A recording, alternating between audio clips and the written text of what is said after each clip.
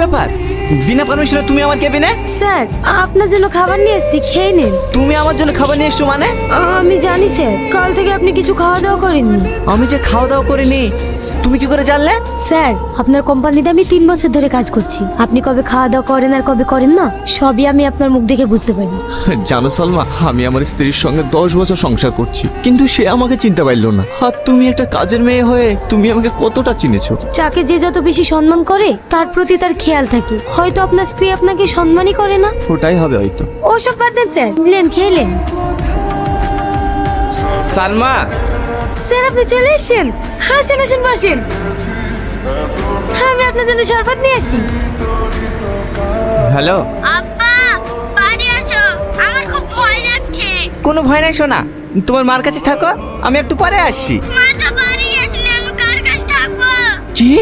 তোমার মা বাড়িতে নেই?